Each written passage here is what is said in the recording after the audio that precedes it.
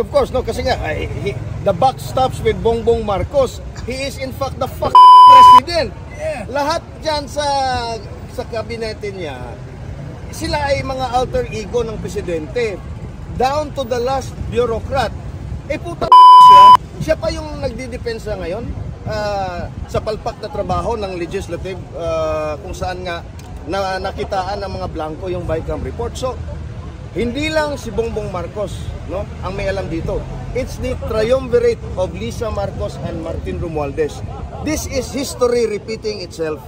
During the first Marcos administration, we have the Ferdinand Marcos Sr., we have Imelda Romualdez Marcos dictating into her husband, the president.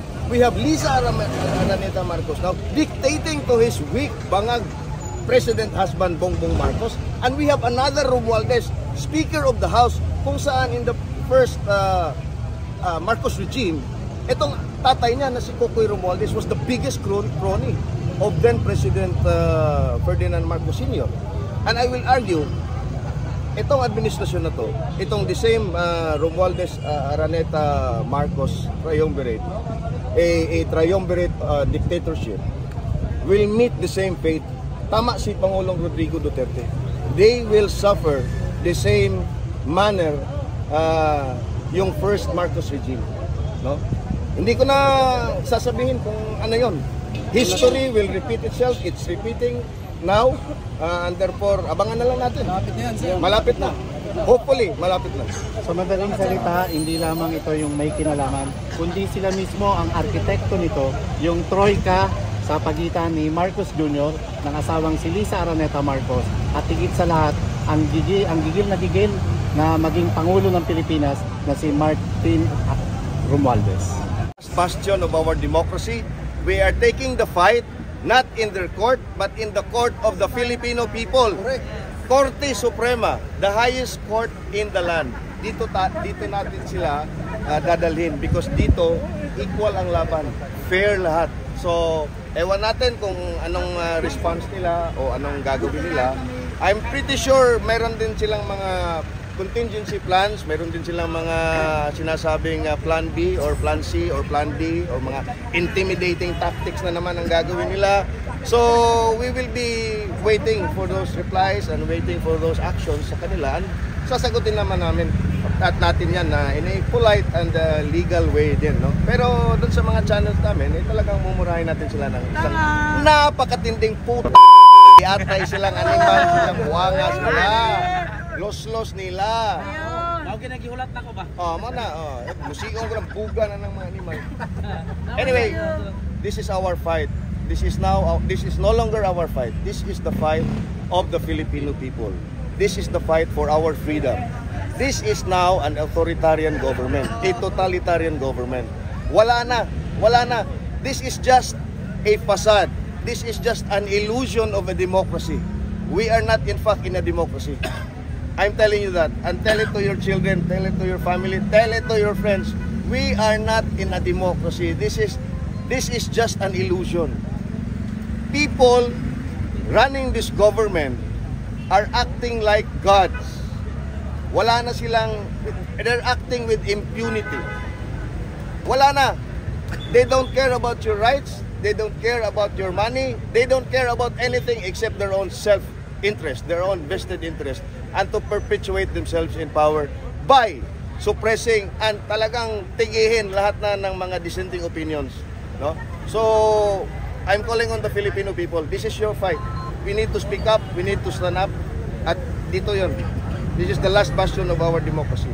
I hope the Supreme Court will be wise, no? And will be considerate in tackling this petition, and hopefully we could get a favorable ruling from the Supreme Court, because I still have faith in our justice system, honestly, no? Yung legislative at saka executive, colluding na sila, as we all have seen.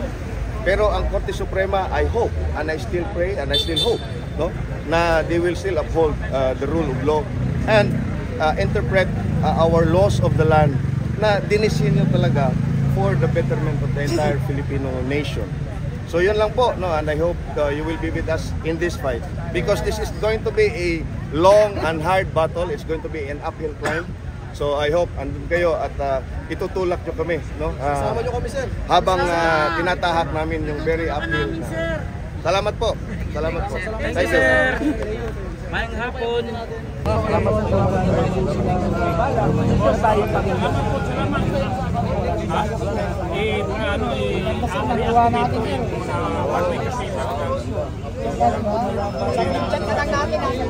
Ito si Attorney Trixie.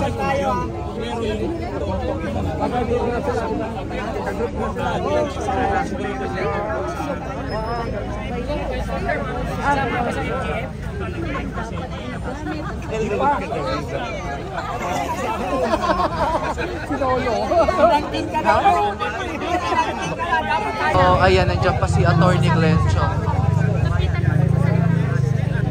Ayan sila, Attorney Glencho, si Miss Katifina.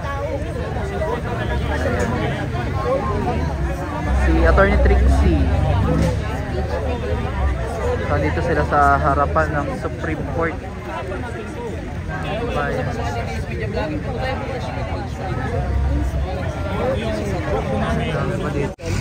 Ayan.